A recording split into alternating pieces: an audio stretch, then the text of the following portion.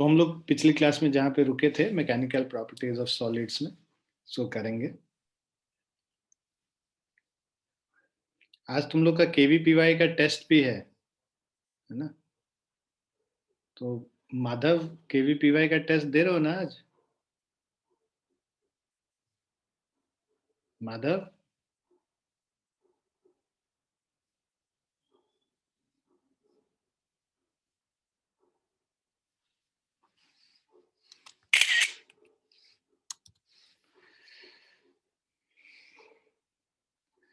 सो questions हम लोग को कुछ करने रह गए थे।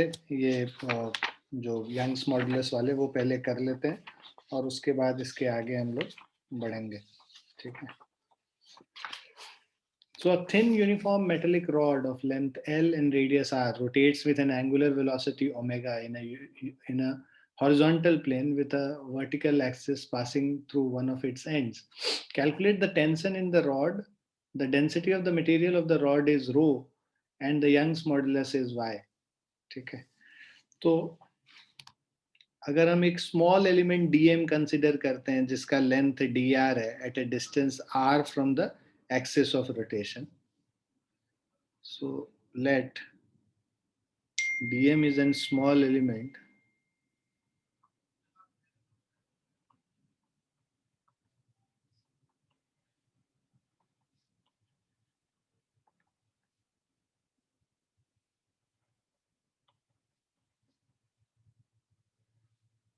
element of length dr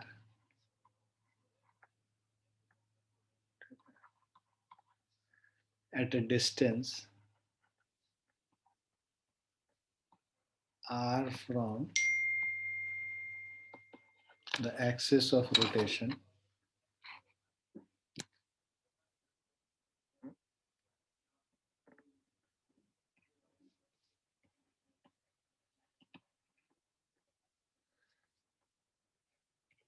So let dm is a small element of length dr at a distance r from the axis of rotation.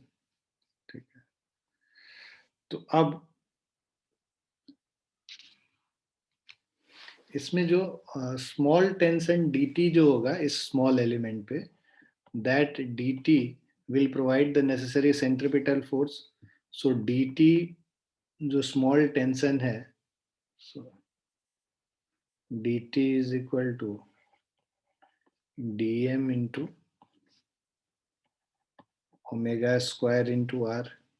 ठीक है, और dm का जो वैल्यू है स्मॉल एलिमेंट जो लेंथ dm है इसका, dm का डेंसिटी रो इंटू वॉल्यूम.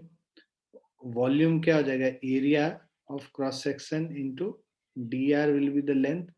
तो this is the volume rho dv, that is rho into a into dr.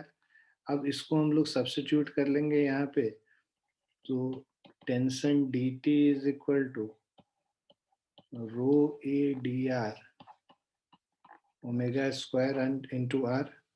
ठीक है, सो टेंशन टी जो इस पे लग रहा है, दिस इज इक्वल टू, मतलब ये इसको इंटीग्रेट कर दिया हम लोगों ने, तो टेंशन टी और आर का जो वैल्यू लिमिट जो है स्मॉल आर से लेके एल तक. ठीक है,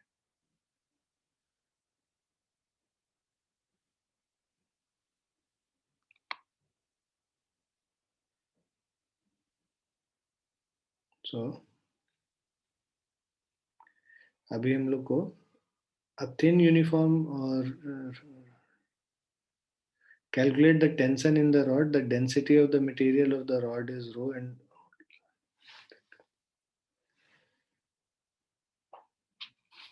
ठीक है,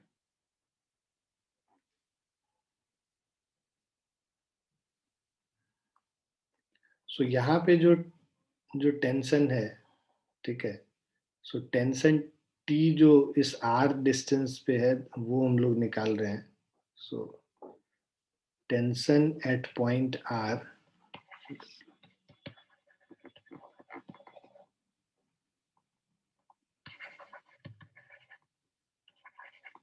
at point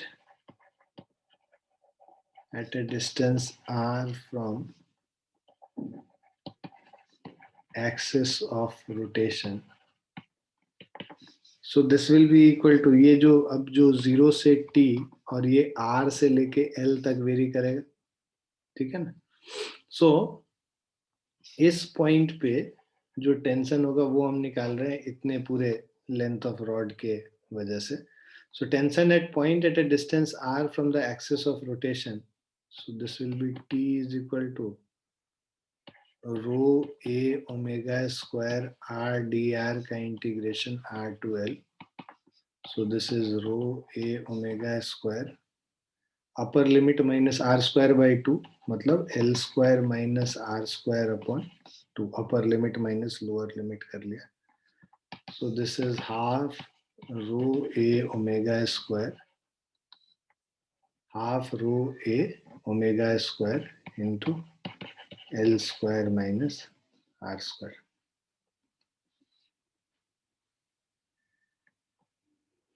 So this is the tension.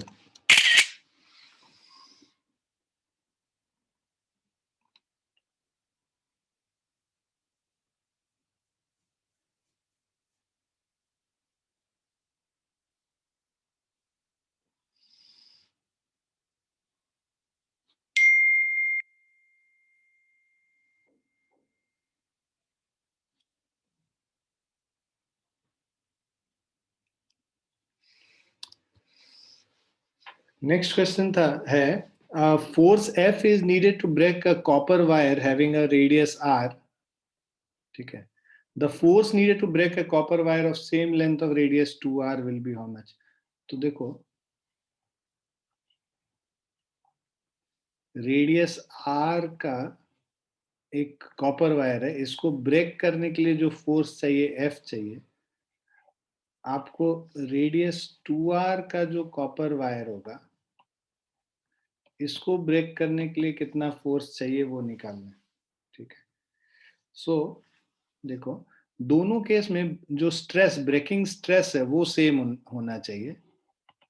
So breaking stress remains the same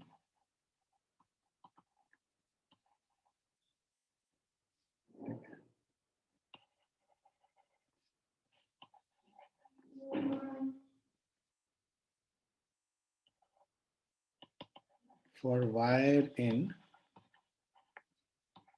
both cases as material used is same. ठीक है. कॉपर वायर ये दोनों है. ठीक है. as material used is same. तो ये कॉन्सेप्ट बेसिकली हम लोग यूज करेंगे कि ब्रेकिंग स्ट्रेस यहाँ पे सेम होगा. स्ट्रेस क्या होता है? फोर्स अपॉन एरिया होता है. So this is equal to breaking force upon area. ठीक है. Will be same. ठीक है. So breaking stress is equal to breaking force upon area, right?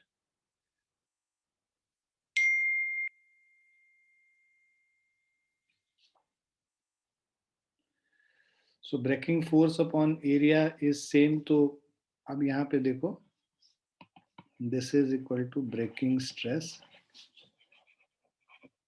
अब हम लोग वैल्यू डालेंगे ब्रेकिंग स्ट्रेस के लिए बोथ केस में. ब्रेकिंग स्ट्रेस इज पहले केस में F by pi R square is equal to F dash by pi into 2r square. So इससे आ जाएगा F by pi R square is equal to F dash by 4 pi R square. ठीक है. पाई R square cancel हो गया. So इससे F dash is equal to 4 times F. So 4 times F हो गया.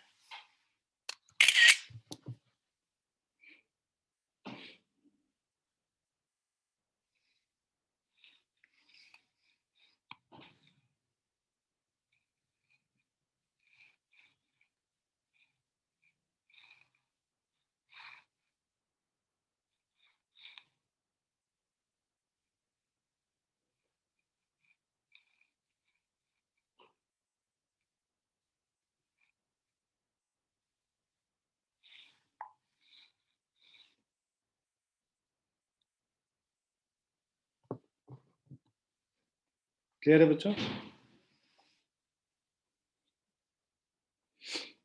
नेक्स्ट क्वेश्चन पे चलते हैं। समझ में आ गया सबको? Yes sir.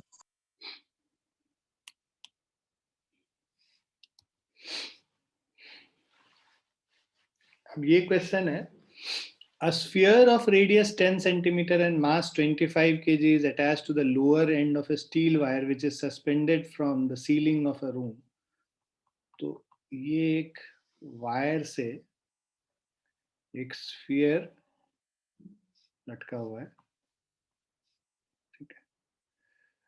So sphere of radius 10 centimetre, तो इसका रेडियस है वो 10 सेंटीमीटर है, मास 25 kg है, is attached to the lower end of a steel wire which is suspended from the ceiling of a room. The point of support is 521 centimeter above the floor.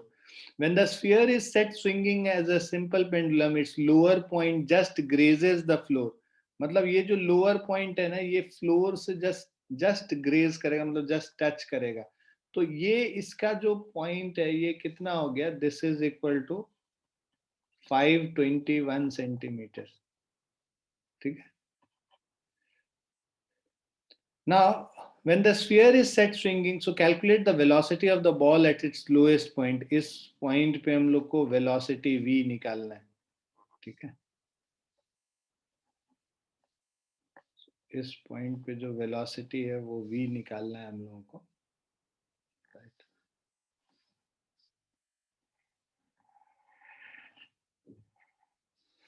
अब देखो, Young's modulus of steel दे रखा है y, unstretched length of wire 500 centimetre है। मतलब जब wire stretch नहीं किया हुआ था तब जो इसका लेंथ है 500 सेंटीमीटर है, और ये जो डायमीटर है इसका, ये रेडियस 10 सेंटीमीटर, तो डायमीटर 20 सेंटीमीटर हो गया, और लेंथ इसका 500 सेंटीमीटर, तो सब मिला के कितना होना चाहिए था? 520।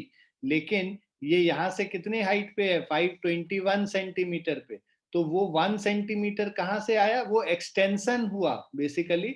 जो फोर्स इसको, जो ये मास हम लोग लटका रखे हैं 25 केजी का, उसके वजह से डेल्टा एल जो है इसका एक्सटेंशन हो गया। डेल्टा एल कितना हो गया? Delta L is equal to total 521 minus of 500 plus 20, so that is 1 centimeter. So 1 centimeter means delta L is 0.01 meter, ठीक है। Radius of the steel wire R is 0.05 centimetre, मतलब 5 into 10 to the power -4 metre हो गया हम लोग का radius of, ये है ना। 5 इंटू 10 टू द पावर -2 है, सेंटीमीटर को मीटर में कन्वर्ट करेंगे -2 और आ जाएगा, तो 5 into 10 to the power -4 metre radius हो गया, राइट। डेल्टा एल हमें पता है, हमें एल पता है 500 सेंटीमीटर दे रखा है, मतलब 5 मीटर हो गया। एल डेल्टा एल आर पता है हम लोगों को, और इसके बाद हम लोग को निकालना है इसमें जो velocity of the ball at its lower point. तो यहाँ देखो, लोअर पॉइंट पे ये जो टेंशन टी है, ठीक है, so tension T minus M G is equal to M V square by R. So that means जो हमारा जो टेंशन टी होगा, T is equal to M G plus M V square by R,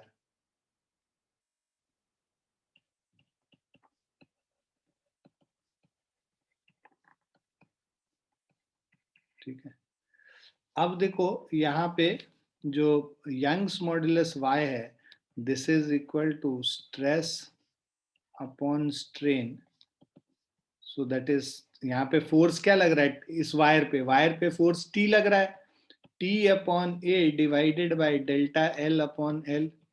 so T into L by A delta L. T का value निकालना है, T is equal to Y A delta L by L. Young's modulus का value 20 into 10 to the power 10।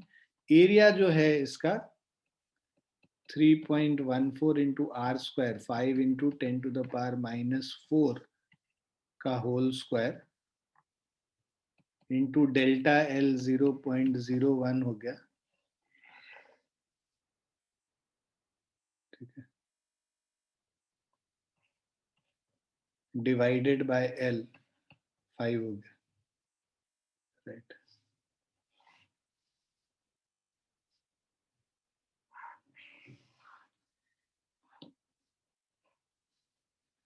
सो जो t का value है, this is equal to, अब हम लोग यहाँ पे इसको सॉल्व कर लेते हैं।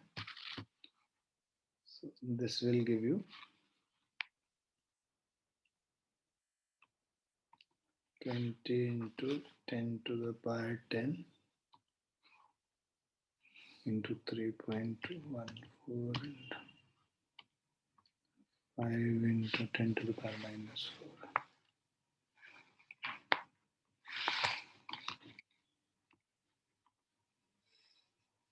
into 0.01 divided by. This is equal to 314 Newton tension हो गया।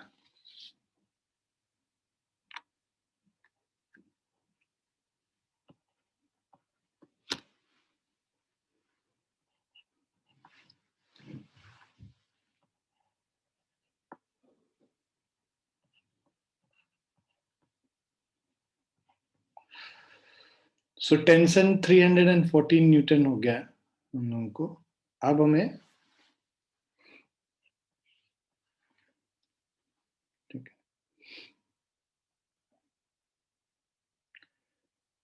इससे इक्वेट करके v का वैल्यू निकालना है। तो t मतलब 314 इज इक्वल टू फ्रॉम 1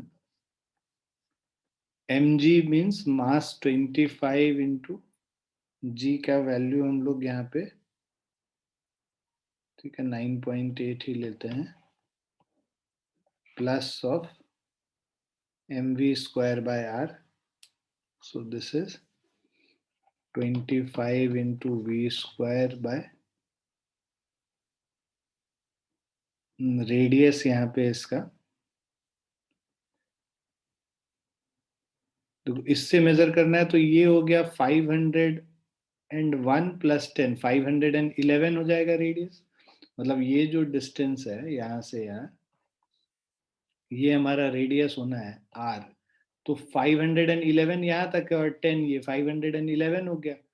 तो 5.11 mv स्क्वायर बाय r, ये r 5.11 हो गया। ये कैपिटल R कर लेते हैं।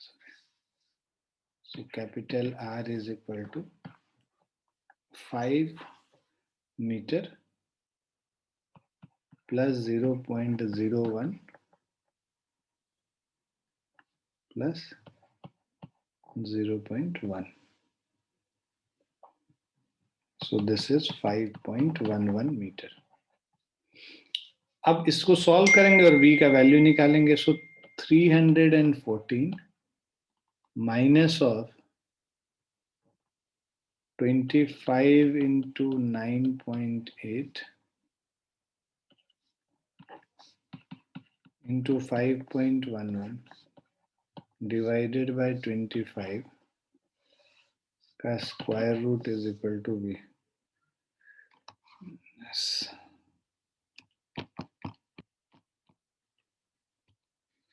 69 into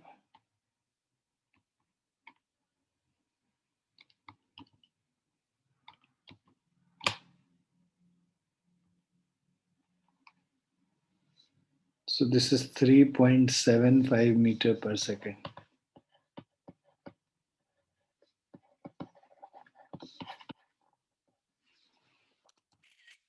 Clear बच्चों?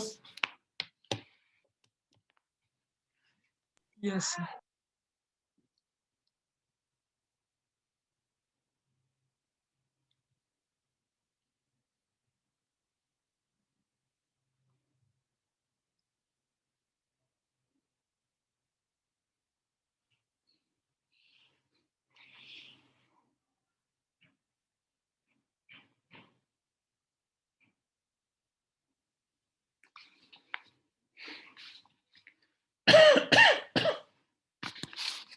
नेक्स्ट क्वेश्चन, सबको आ गया समझिए? Yes, sir. Yes.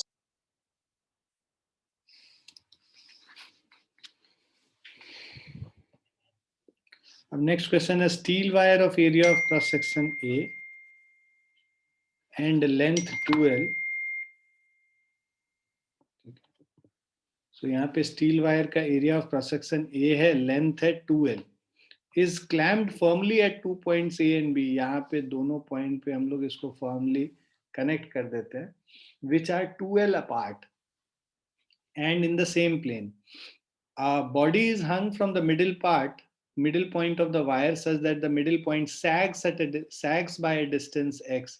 तो ये नीचे x distance से move कर जाता है ये point इस mass की वजह से.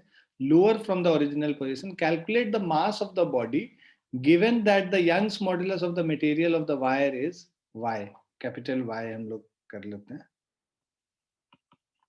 ठीक है. So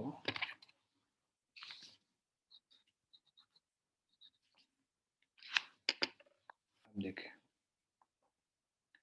यहाँ पे, ये देखो दो कंपोनेंट है टेंशन का, एक इधर है t cos थीटा, दूसरा इस डायरेक्शन में t cos थीटा. जो ऊपर वाला जो डायरेक्शन है ये t sin थीटा और t sin थीटा, दो 2t sin थीटा मतलब 2t sin थीटा हो गया, राइट. और ये जो x है ना, that is very small as compare to l, ठीक है ना. So x is very very less than l. अब हम लोग, so this x is very very less than l, so that means theta is small in this case.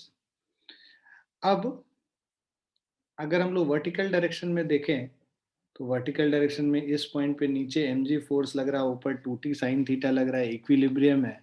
So mg is equal to 2t sin theta, ठीक है. और इससे हमारा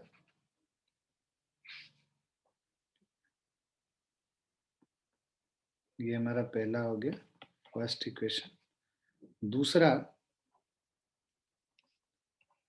जो यहाँ साइन थीटा होगा will be approximately equal to tan theta will be equal to ये जो L है, ठीक है.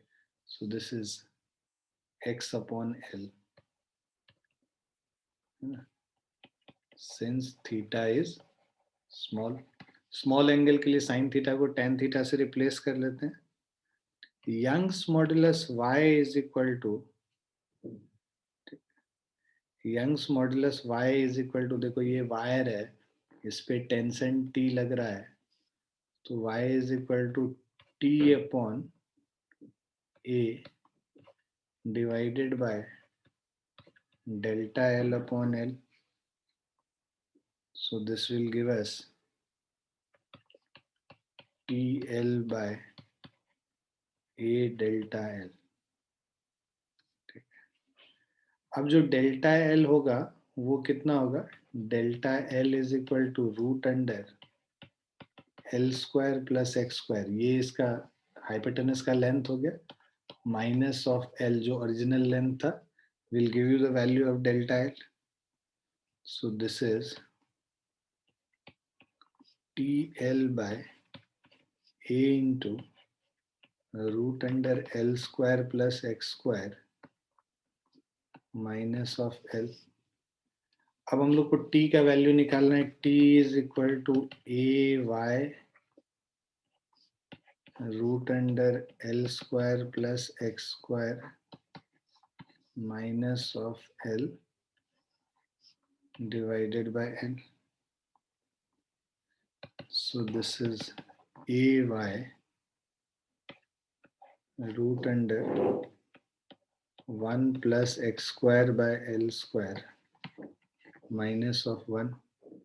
Now since x is very very less than L, since x is very very less than L, तो जो हमारा tension T होगा, T is equal to A Y. Binomial expansion से अगर हम लोग इसको रिप्लेस कर लेंगे, 1 plus X square by L square का स्क्वायर रूट है, मतलब 1 plus X square by L square raise to the power 1/2 है, A Y 1 plus X square by L square raise to the power 1/2 minus 1। जो भी power होता है वो आके यहाँ पे कफिशिएंट बन जाता है, 1 plus X square by L square 1/2, 1 plus X square by L square, और ये आके मल्टीप्लाई हो जाएगा यहाँ पे 1/2 माइनस 1, तो +1 -1 कैंसिल हो गया, so t is equal to A Y X square by 2l square, second equation. तो यहाँ पे टेंशन t जो था mg/2 sin थीटा था, इन दोनों को इक्वेट कर लेते हैं, ठीक है। सो इससे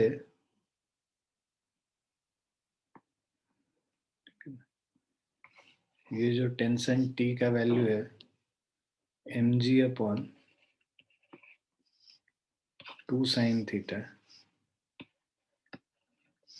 यहाँ पे जो हम लोग को t का वैल्यू मिलता है, this is mg/2 sin theta, और साइन थीटा को x/l से रिप्लेस कर लिए तो mg/2 sin theta is x/l, तो 2x और ऊपर l चला गया, mgl/2x हो गया, ठीक है। साइन थीटा का वैल्यू यहाँ पे रिप्लेस कर दिया, इसको यूज कर लेंगे, मतलब t is equal to mgl/2x is equal to ay x square by 2l square. हम लोग को मास m निकालना है, तो अब ये देखो 2 और 2 तो कैंसिल हो गया, इससे m is equal to ay x cube by gl cube, m is equal to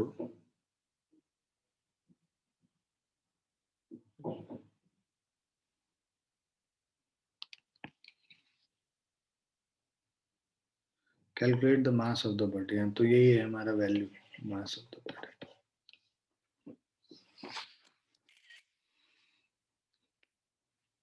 clear है बच्चों?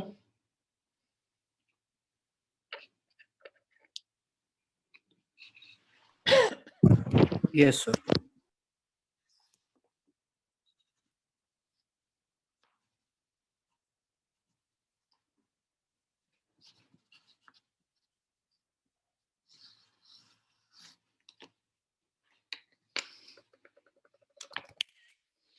लिख लिया सबने? Yes sir.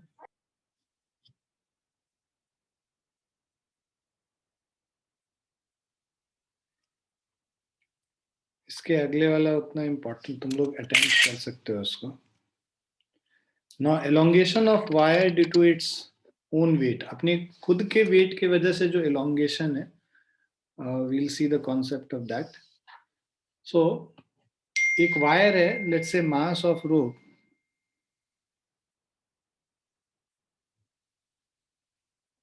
so m is the mass of the rope, l is the length of the rope, a is the area of cross section of the rope।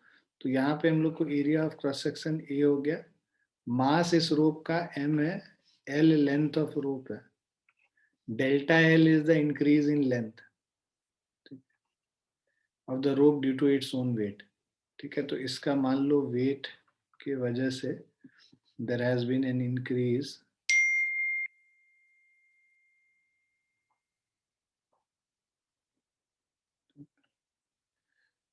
So delta L is the increase in the length of the rope.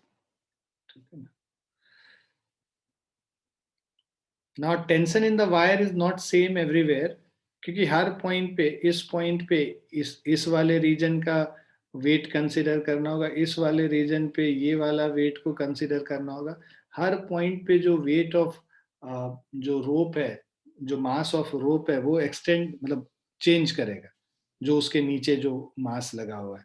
So tension in the rope is not same everywhere. At highest point, that is at A, tension is, मान लो इस point A पे बात करें तो पूरा length जो है, पूरा जो वे मास है इस रोप, वो mg फोर्स नीचे लगा रहा होगा. तो tension at A is equal to mg. B point पे, यहाँ पे इसके नीचे कुछ भी नहीं लगा है. लोएस्ट पॉइंट पे, लोएस्ट पॉइंट पे there is no mass which is hanging below it. So tension at this point B will be equal to mg. ठीक है. So as rope is uniform, tension will vary linearly with length, right? So because rope जो है पूरा यहाँ से यहाँ तक uniform cross section का है, यूनिफॉर्म मास डिस्ट्रीब्यूशन है, तो tension will very linearly with length. Hence average tension इसका क्या हो जाएगा, जो टॉप मोस्ट पॉइंट पे टेंशन है प्लस लोएस्ट पॉइंट पे जो टेंशन है divided by 2. TA plus TB कर लेंगे, मतलब mg डिवाइडेड बाय 2. ये हमारा एवरेज टेंशन हो गया. एक्सटेंशन ऑफ वायर जब निकालना होगा delta L. So this is जो हम लोग यंग्स मॉडुलस का फॉर्मूला करते हैं, y is equal to F L A delta L. तो अगर हम लोग को डेल्टा एल निकालना है, so this is F L into A Y. So F यहाँ पे एवरेज टेंशन है, average tension into length L by A Y. Average tension mg by 2 है, mg by 2 into L by A Y. So this is mg L by 2 A Y. ठीक है. सो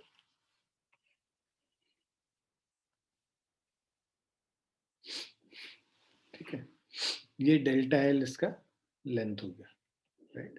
सो mg L divided by 2 A Y, ये इसका length हो गया.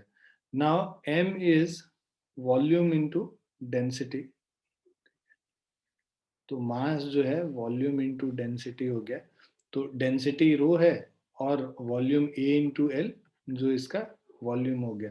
तो जो इसको अगर हम लोग डेंसिटी और इसके टर्म्स में लिखें तो mgl बाई 2ay को हम लोग लिख लेंगे rho al gl divided by 2ay. ठीक है. तो delta L is equal to, अब जो हम लोग वैल्यूज पुट करेंगे, सो दिस इज, ये देखो ये ए और ए कैंसिल हो गया. ठीक है. और एल को मल्टीप्लाई कर लिया तो rho G L square by 2y. This is the increase in length delta L. तो elongation of wire due to its own weight क्या हो जाएगा, rho G L square divided by 2y हो जाएगा. ठीक है.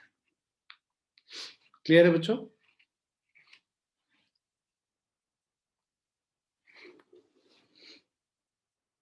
Now, Yes, sir. Yes, sir.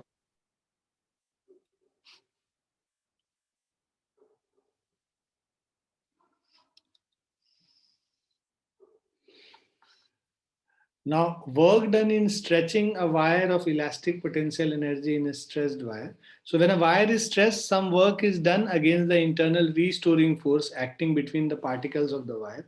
This work done appears as elastic potential energy in the wire. ठीक है. तो यहाँ पे बेसिकली जो consider a wire of length L and area of cross section A, let F be the stretching force. तो हमारे पास मान लो एक वायर है,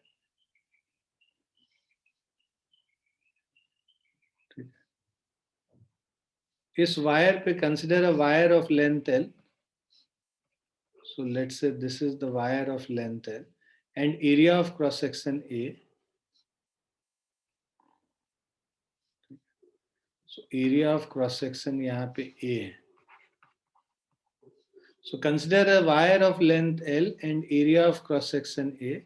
Let F be the stretching force applied on the wire and delta L be the increase in length of the wire. तो यहाँ पे जो stretching force F लग रहा है और इसमें जो increase in length है, this is equal to delta L. So delta L is the increase in length of the wire. Now initially the restoring force was 0, but when length finally increase increases to delta L and further extension stops, restoring force becomes equal to stretching force F. Average restoring force जो इस पे लग रहा होगा, that is जो पहले restoring force 0 था, बाद में स्ट्रेच करने के बाद जो F हो गया, तो average restoring force 0 plus F/2 हो जाएगा. Work done by restoring force will be average restoring force into delta L, मतलब F/2 into delta L, half F delta L होता है work done, ठीक है, by restoring force. Now this work done is stored as elastic potential energy. So elastic potential energy U is equal to half into F into delta L हो गया. अब half into F into delta L है, ए into L, A L से हम ऊपर नीचे multiply कर लेते हैं. तो ऊपर नीचे मल्टीप्लाई करेंगे तो ये हमारा half, so F into delta L into A L by this. So F by A क्या है हमारा, स्ट्रेस है, right. Delta L by L क्या है, स्ट्रेन है. तो ये क्या हो जाएगा, U is equal to half into stress into,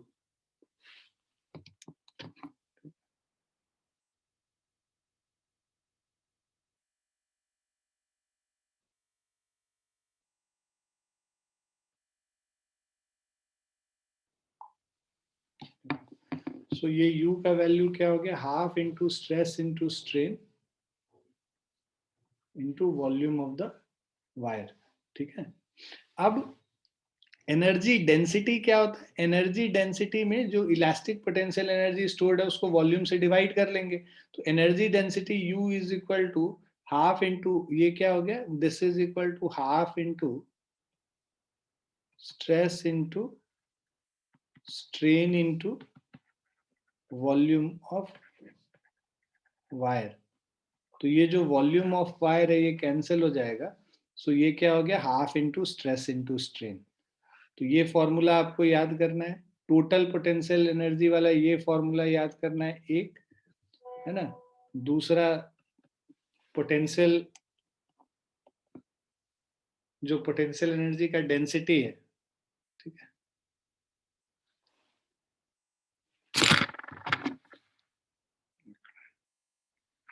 तो पोटेंशियल एनर्जी का जो एनर्जी डेंसिटी है वो ये हो जाएगा. और अब देखो क्या है कि अगर स्ट्रेस के फॉर्म में बस लिखना है या स्ट्रेन के फॉर्म में लिखना है, स्ट्रेस को हम लोग को पता है, देखो y is equal to stress upon strain होता है, यंग्स मॉडुलस.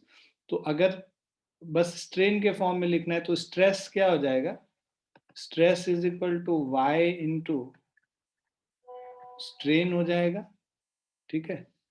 और जो स्ट्रेन है is equal to stress upon Y हो जाता है. तो डिपेंड करता है कि हम कौन से इसमें यूज कर रहे हैं. अगर स्ट्रेन के टर्म्स में लिखना है तो हाफ इंटू स्ट्रेस को हम लोग लिख लेते हैं वाई इंटू स्ट्रेन, तो half into Y into strain square. तो यहाँ पे ये हाफ मिसिंग है, half into Y into strain square हो गया एनर्जी डेंसिटी.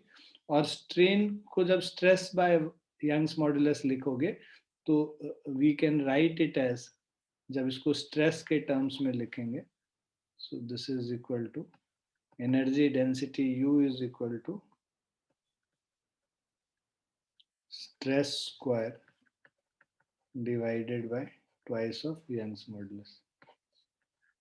तो एक ये हो गया half into Y into strain square.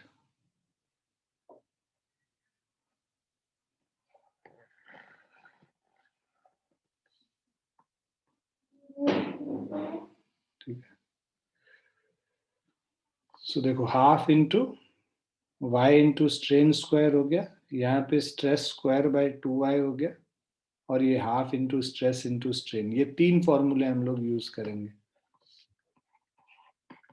Energy density निकालने के लिए. क्लियर है बच्चों?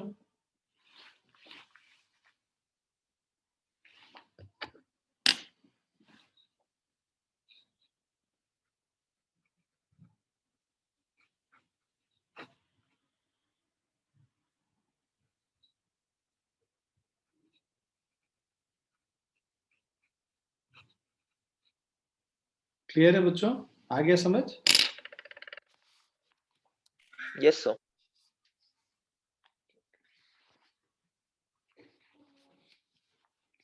अल्टरनेट मेथड करने की जरूरत नहीं है। ये देखो, ये जो अब 6th पॉइंट हम लोग कर रहे हैं यहाँ पे, ठीक है, दिस इज नॉट नीडेड। वो सेम चीज को प्रूव करके दूसरे मेथड से कर रहा है ना, इंटीग्रेशन वाले मेथड से, तुम लोग देख लेना।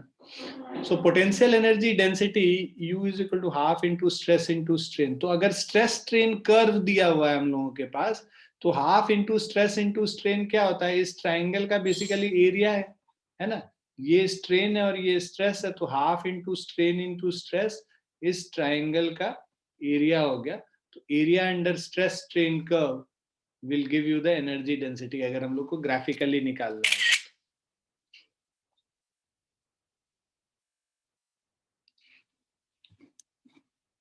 Is it clear? Yes, sir. Now let us do few questions based on this concept. ये जो energy density वाला, work done in increasing the length of a 1 meter long wire of cross sectional area 1 mm square.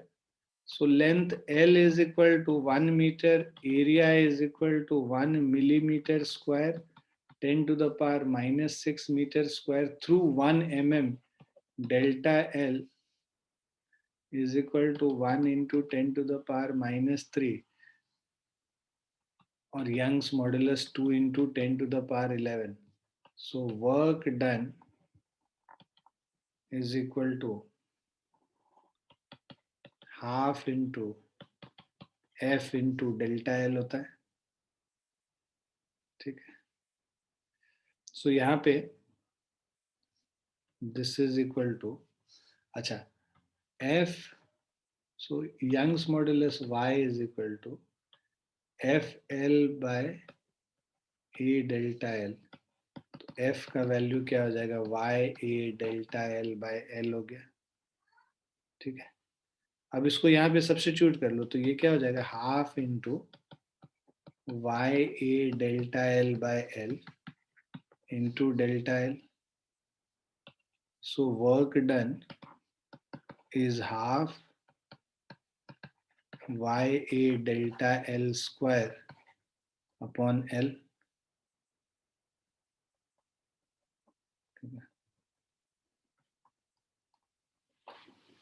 So this is 2 into 10 to the power 11.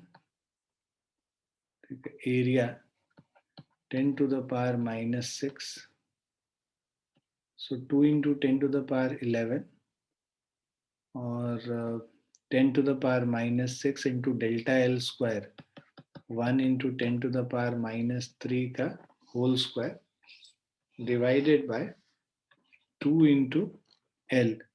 L का value है 1. So ये हो जाएगा 10 to the power minus 6 minus 6 12, 2 into 10 to the power minus 1 by 2. Work done is equal to 0.1 joule हो गया। Clear है बच्चों? Option 4 हो जाएगा आंसर।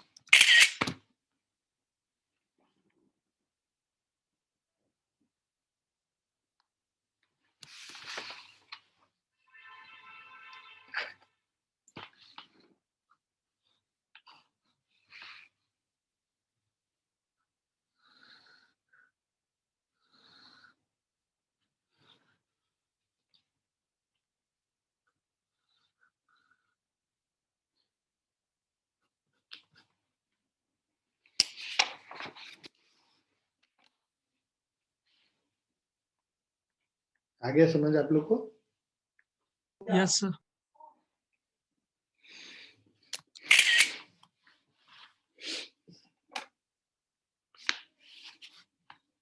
नाइनटीन्थ क्वेश्चन है,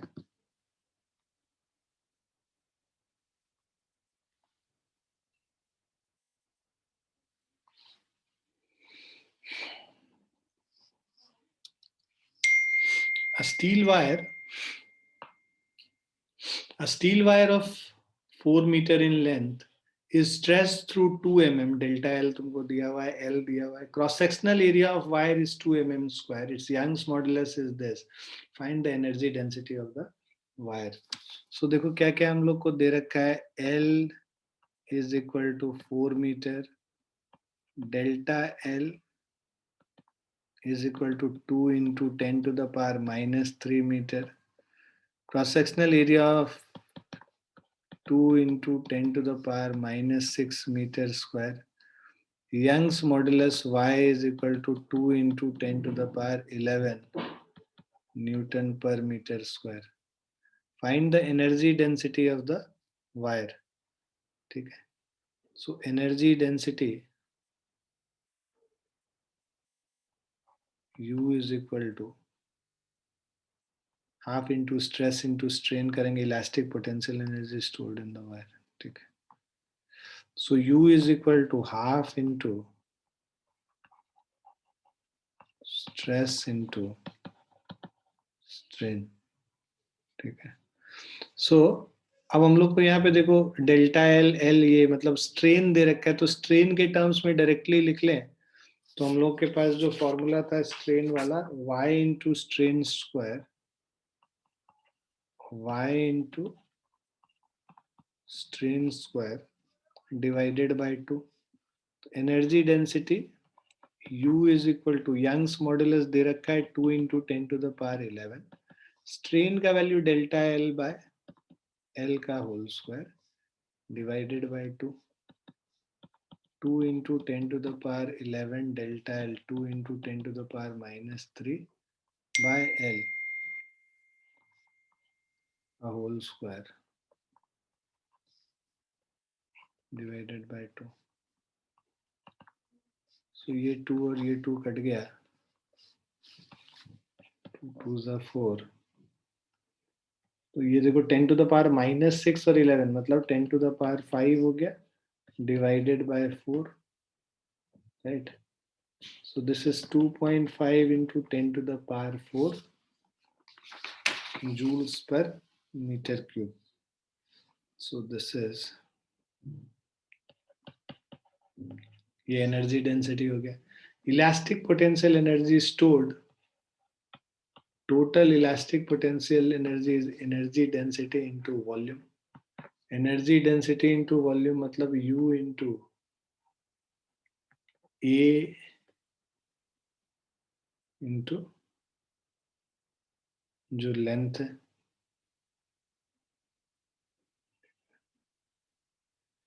so energy density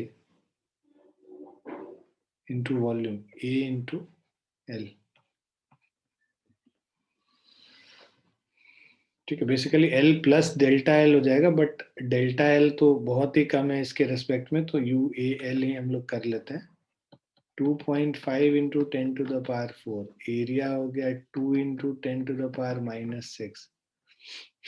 delta L हो गया 4 मीटर. सो दिस इज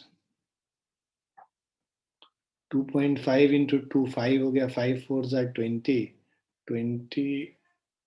और 10 टू द पावर माइनस 2 मतलब 0.2 जूल्स हो गए.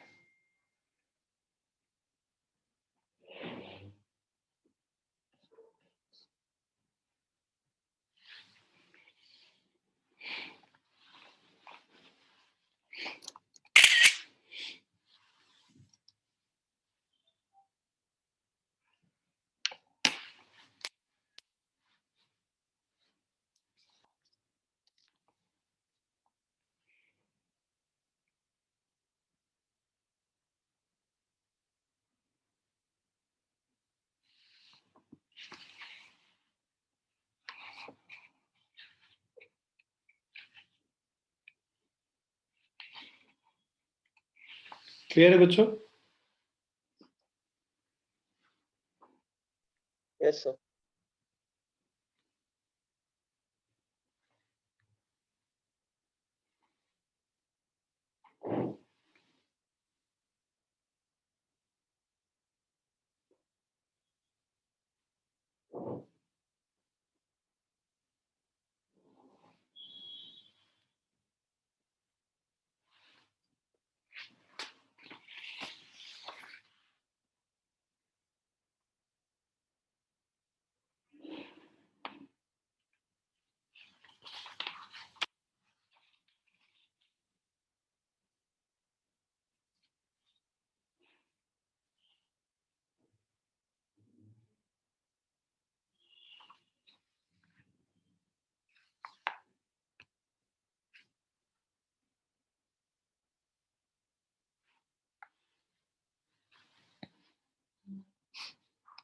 ठीक है, अब हम लोग ये थर्मल स्ट्रेस वाला पोर्शन करेंगे.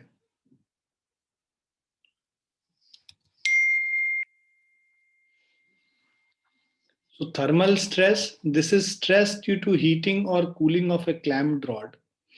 So consider a rod fixed between two clamps. So when body is heated, its length tends to increase, ठीक है, but not allowed to increase by clamps. तो basically जब आप इस body को heat करोगे तो it will try to increase, but because it is clamped at both the ends, so it will not allow it to expand. A compressive stress is generated in the rod. This is called thermal stress.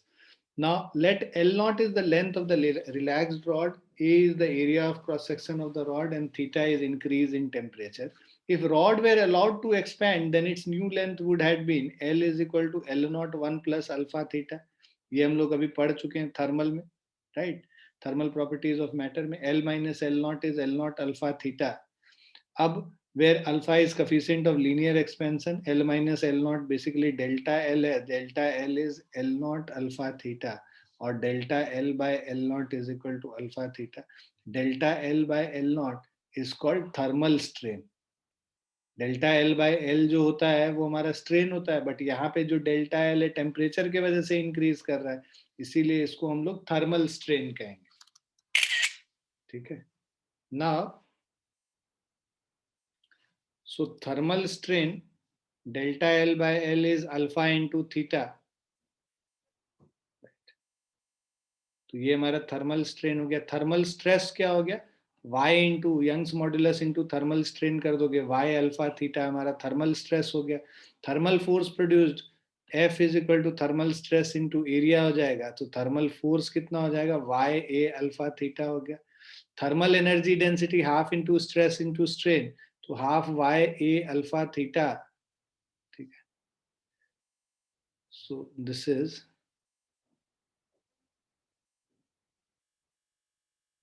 so thermal stress is y alpha theta into thermal strain alpha theta को multiply कर दोगे half into stress into strain करके, right. ये thermal strain था, ये thermal stress था, इन दोनों को मल्टीप्लाई कर लेंगे तो हमारा half y alpha square theta square, ये हमारा थर्मल एनर्जी डेंसिटी हो गया.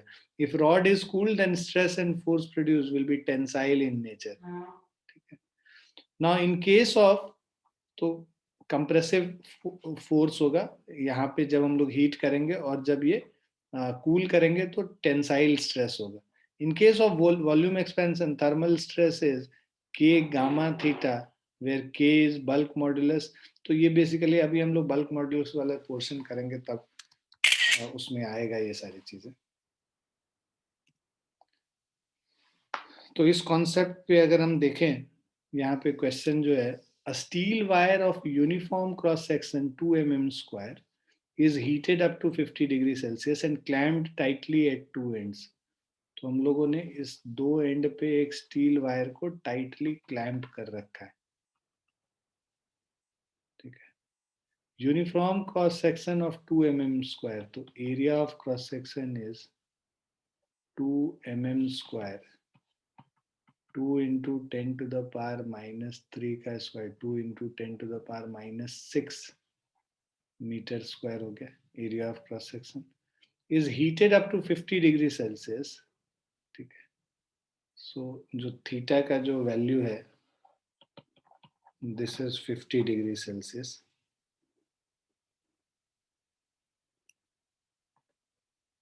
theta 2 basically, and clamp tightly at two ends. If the temperature of the wire falls to 30 degree, अब जो टेम्परेचर है बाद में, so theta 1 50 है, theta 2 30 डिग्री सेल्सियस है. जो थीटा जो चेंज इन टेम्परेचर है that is 20 degree Celsius, 50 minus 30 करके. ठीक है, then tension in the wire will be, if coefficient of linear expansion of steel is this much and Young's modulus, so alpha is equal to 1.1 into 10 to the power minus 5. Young's modulus y is 2 into 10 to the power 11.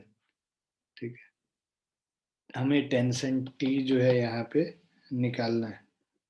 ठीक है, तो ये जो thermal stress था y alpha theta,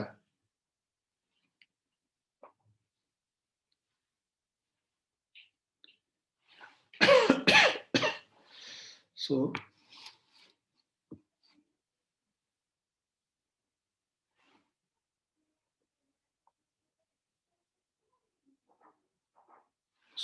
F is equal to जो thermal force है, thermal force का formula हमारा था y a अल्फा थीटा, ठीक है। सो अब ये वैल्यूज हम लोग डालेंगे। यंग्स मॉडुलस का वैल्यू है 2 into 10⁻11, area of cross section 2 into 10⁻⁻6 है, 2 इंटू 10⁻⁻6। अल्फा का वैल्यू 1.1 इंटू 10⁻⁻5 है, ठीक है। और थीटा का वैल्यू 20 डिग्री सेल्सियस है, तो 22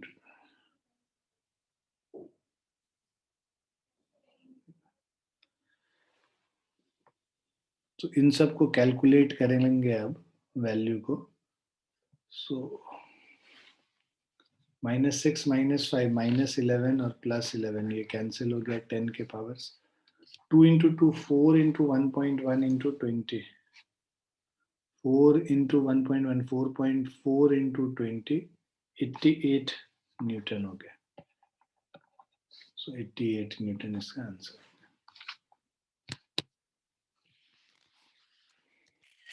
क्लियर है बच्चों?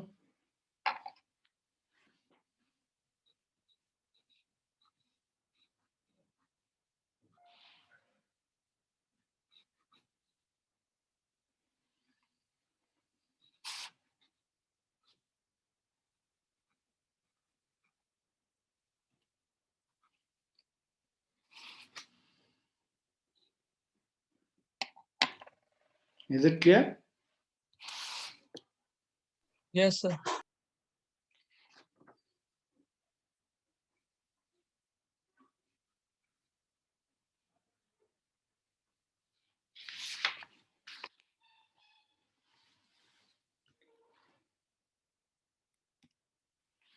Our next question.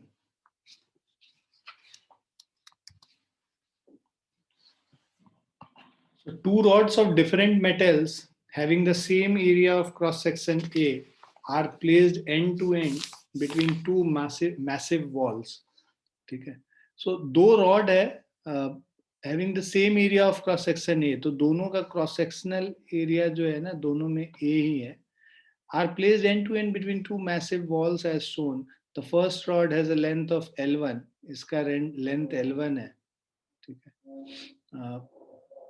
Coefficient of linear expansion इसका alpha 1 है, Young's modulus y1 है. The corresponding quantities for second rod, this is equal to L2, right?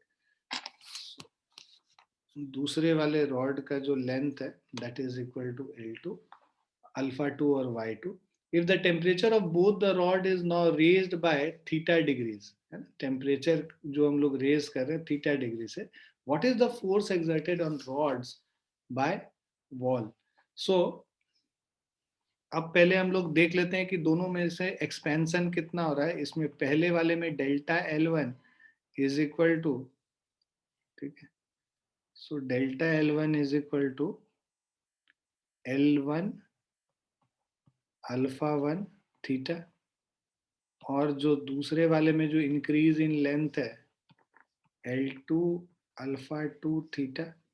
So net expansion is delta L1 plus delta L2, ठीक है, total increase in length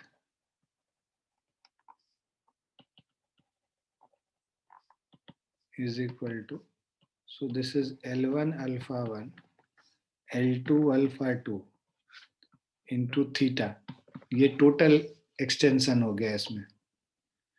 Now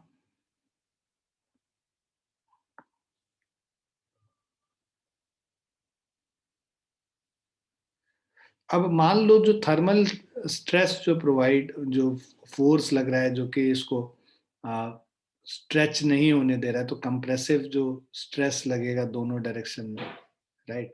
so this is equal to F. सो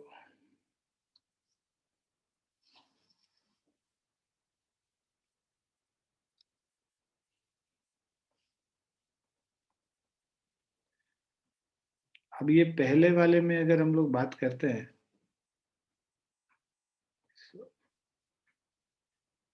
जो decrease, जो देखो ये जो increase in length होगा उसको रोकेगा, जो कि थर्मल स्ट्रेस जो प्रोड्यूस होगा वो इसको इस इंक्रीज को होने से रोकेगा. तो यहाँ पे जो decrease in length,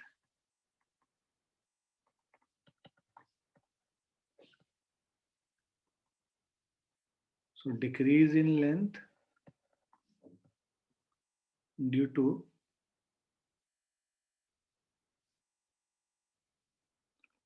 stress, thermal stress कर लो, this will be equal to delta L1. अब देखो स्ट्रेस क्या था, force upon area is equal to y. Now this is stress by strain. Y is equal to F by A delta F L by A delta L. So F is equal to, या delta L is equal to F L by AY. अब यहाँ पे use करोगे delta L1 plus delta L2 dash कर लो. So this is F L1, sorry, F L1 by A1 Y1. तो area of cross section तो same है, AY1 plus FL2 by AY2. F by A common ले लो, L1 bye Y1 plus L2 bye Y2. तो ये जो increase in length, total increase in length temperature को increase करने से हो रहा था, उसको काउंटर कौन करेगा, ये जो थर्मल स्ट्रेस पर प्रोड्यूस हो रहा है वो उसको इंक्रीज होने से रोकेगा, वो जो थर्मल स्ट्रेस है. ठीक है. सो F बाय A जो इनके वजह से जो कंप्रेसिव स्ट्रेस है वो उसको रोकेगा, क्योंकि लेंथ तो इसका फिक्स्ड रहना है. so, इन दोनों को अब इक्वेट कर लेते हैं. ठीक है.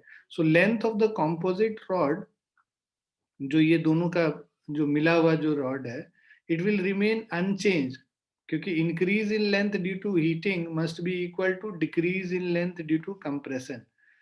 सो increase in length due to heating should be equal to decrease in length due to compression. So heating से जो increase in length हो रहा है L1 alpha 1 L2 alpha 2 into theta is F by A L1 by Y1 L2 by Y2. हम लोगों को force exerted F निकालना है यहाँ पे, right. So F is equal to A times L1 alpha 1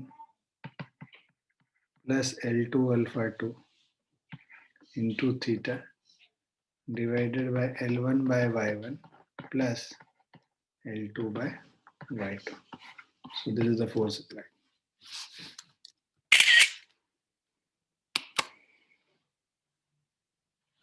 clear है बच्चों? Yes, sir.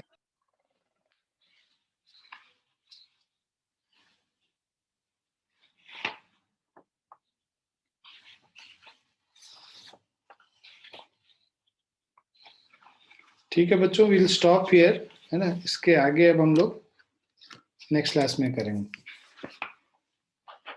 ठीक है, लिख लिया सबने इसको? Yes. Yes, Yes, sir. ठीक.